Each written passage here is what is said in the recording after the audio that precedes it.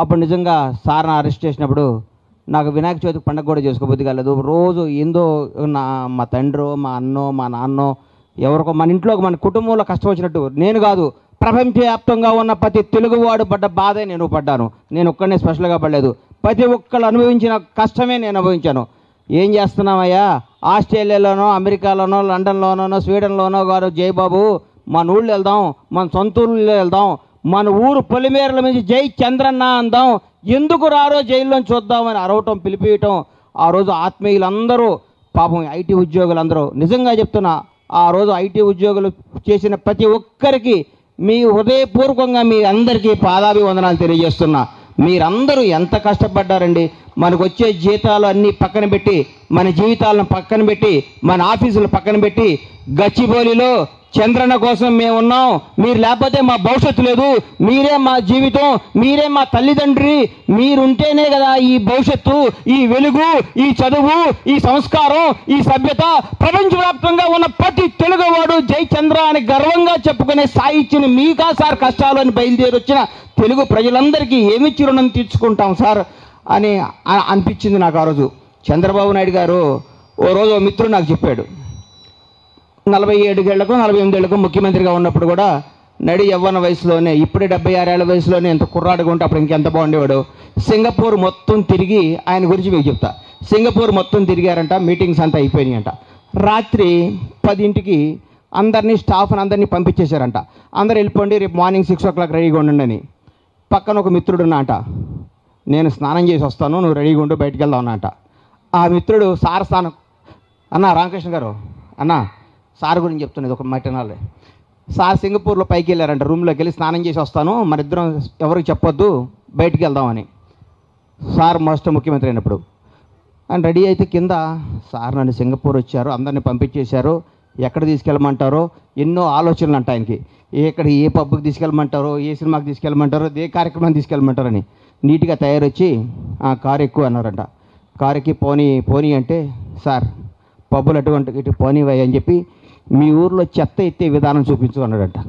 చెత్త సింగపూర్ని ఎట్లా క్లీన్ చేస్తారో చూపించు అన్నారంట. సింగపూర్లో డంపింగ్ యార్డ్ ఎక్కడ ఉంటుందో చూపించు అన్నారంట.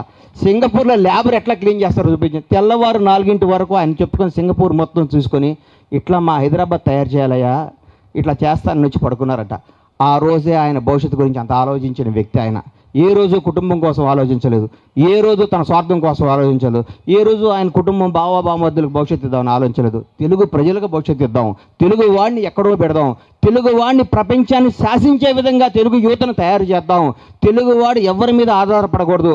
ఒకప్పుడు దివిసీమ తుఫాను వస్తే ఆ రోజు వ్యవసాయం చేసుకునే కుటుంబంలో ఎట్లా బతకాల, బిడ్డల్ని ఎట్లా చేయాలని బాధపడే తల్లిదండ్రులు ఎంతోమంది ఉండేవారు.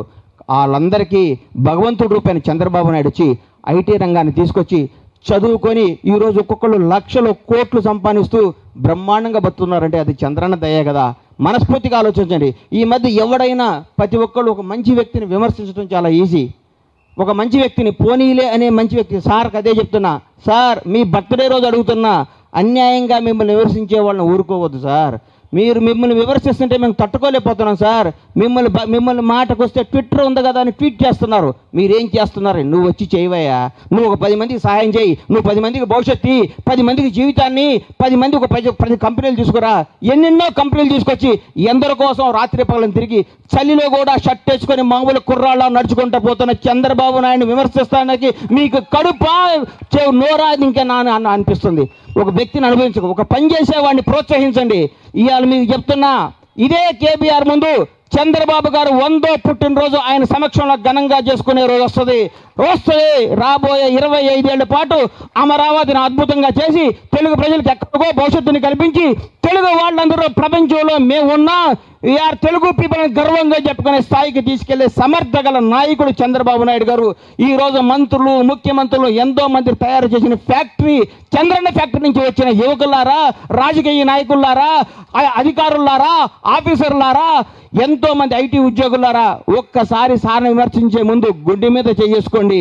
మనకేమైనా చేశాడా, దేశానికి ఏమైనా చేశాడా, రాష్ట్రానికి తెలుగు ప్రజలకైనా చేశాడని మనస్ఫూర్తిగా ఆలోచిస్తే నోట్లోంచి ఎవ్వడికి మాట రాదు.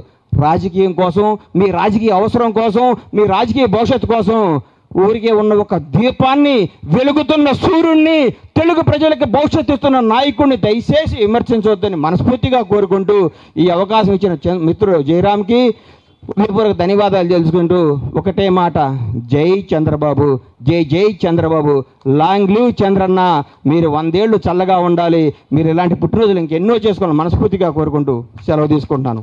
Thank you. Thank you very much అన్న. Thank you very much for inspiring us. అదేవిధంగా మీ అభిమాన్ని మరి చంద్రబాబు నాయుడు గారి మీద ఏ విధంగా చాటారో 2 రాష్ట్రాలకు తెలుసు. నేను ఒకరోజు అన్న దగ్గరికి పోయినా, అన్న అంటే బండ్లగారు ఒక విషయం చెప్పాలి, పాదయాత్ర చేస్తున్నారు, ఇక తెలంగాణ అదే చివరి రోజు అనుకుంటా.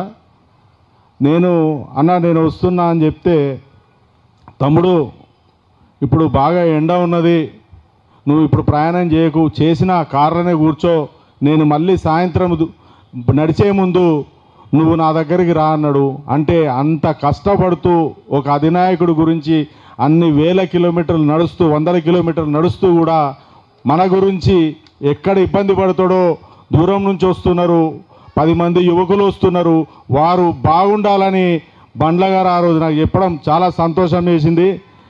అంటే ఒక వ్యక్తికి ఒక వ్యక్తి, ఒక అభిమానానికి ఇంకొక అభిమానం అన్నట్టు, నువ్వు బాగుండాలి, నేను బాగుండాలి, అందరూ బాగుండాలని చంద్రబాబు నాయుడు గారు అదే విధంగా అందరం కూడా అలానే ఉండాలి, అలానే ముందుకు నడవాలని మరొకసారి తెలియజేస్తూ, మరి ఒక్కటి మనము ఇంకా ఇదేదైతే సభ ఉందో చాలా మంచిగా జరుపుకోవాలి.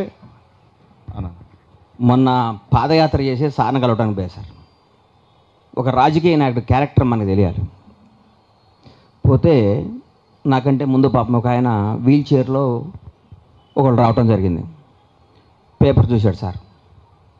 ఏంటమ్మా అంటే, పక్కన వాళ్ళు ఆయనకి ఏదో ప్రాబ్లం అని చెప్పారు, బాబు 2.5 లక్షలు ఇవ్వండి అని చెప్పి 2.5 లక్షలు ఇమ్మన్నారు. 2 అడుగులు వేస్తే సార్ ఇట్లా అబ్జర్వ్ చేసి ఇట్లా వచ్చి వాళ్ళు వెళ్ళిపోగానే 5 లక్షలు ఇవ్వని చెప్పారు వాళ్ళకి. అది క్యారెక్టర్ సార్ది. అదే ఇంకో రాజకీయ నాయుడు అయితే వాళ్ళ ముందు 2.5 లక్షలు చెప్పినాక పట్టించుకునేవాడు కాదు. వాళ్ళు అక్కడి నుంచి పాస్ అయ్యి వెళ్ళిపోయినాక 5 లక్షలు ఇవ్వండి, ప్రాబ్లం ఎక్కువ ఉన్నట్టుంది అన్నాడు. అది ఒక నాయకుడు లక్షణం. ఊరికే ఎవరో ఒక మనిషిని అభిమానించరు సార్. ఒక క్యారెక్టర్ ఉండాలి, ఆ క్యారెక్టర్ జనానికి నచ్చాలి, ఆ కెపాసిటీ జనానికి నచ్చితేనే అభిమానిస్తారు. మనం ఏమైనా పిచ్చోళ్ళమా సార్ ఒక మనిషిని అభిమానించడానికి? మనకి ఫ్యామిలీ లేవా, మన క్యారెక్టర్ లేదా?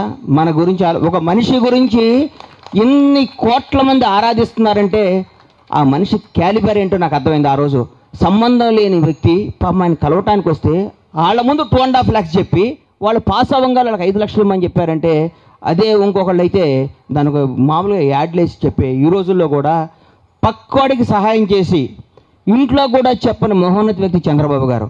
ఆయన చేసే సహాయాలు జనానికి తెలిస్తే అసలు చెప్పుకోవడానికి కూడా రావు. అందులో ఆయన దగ్గర లబ్ధి పొంది, ఆయన ఆశీస్సులు పొంది నేను మాట్లాడుతున్నా. ఆయన స్వయాన ఆయన ద్వారా నా జీవితాన్ని మార్చుకొని మీకు చెప్తున్నా. ఒక చంద్రబాబు నాయుడు దగ్గర నమ్మకం పొందటం ఒక మామూలు విషయం కాదు. ఒక్కొక్కసారి ఆయన వెన్నుపోటు పొడిచి వెళ్ళిపోయే వాళ్ళని చూస్తుంటే, అమ్మ వీళ్ళ క్యారెక్టర్ ఇదా, ఇంత నీచమైన క్యారెక్టరా? ఒక వ్యక్తి దగ్గర ఇంత లబ్ధి పొంది ఇంత మాట్లాడి, ఒక వ్యక్తి ఒక చిన్న మంచినీళ్ళు సాయం చేసినా కూడా మనం క్యారెక్టర్ మర్చిపోకూడదు సార్. జీవితంలో అది మర్చిపోండి. మనకు మంచినీళ్ళు బాటిల్ ఇచ్చినా కానీ ఆ వ్యక్తిని మనం మర్చిపోకూడదు. అది మనిషి జన్మనే కాదు. అట్లాంటప్పుడు చంద్రబాబు నాయుడు గారి దగ్గర అనుభవించి ఆయన ద్వారా లబ్ధి పొంది ఆయన ద్వారా జీవితాన్ని సంపాదించుకొని ఆయన విమర్శించేవాళ్ళు నా దృష్టిలో వాళ్ళు మనుషులు కాదు. అది మనిషి జన్మే కాదు. బతికితే మనిషిలా బతకాలి, నమ్ముకున్నవాడి కోసం నిలబడే క్యారెక్టర్ ఉండాలి. సస్తే ఒకసారి పుడతాం, ఒకసారి వస్తాం, 100 సార్లు చేస్తామా సార్? ఎప్పటికైనా చావాల్సిందే కదా, 100 ఏళ్ళకైనా చావాల్సిందే. చచ్చిపోయినా నిజాయితీగా నా చావులో కూడా నిజాయితీ ఉండాలి కోరుకునే క్యారెక్టర్ నాది. అందుకనే నా జీవితం చంద్రబాబుకి అంకితం. చంద్రన్న కోసమే నా పయనం, చంద్రన్న కుటుంబం కోసమే నా రక్తం ధారపోస్తాను మీకు ఇంకొకసారి తెలియజేసుకుంటున్నాను. Thank you.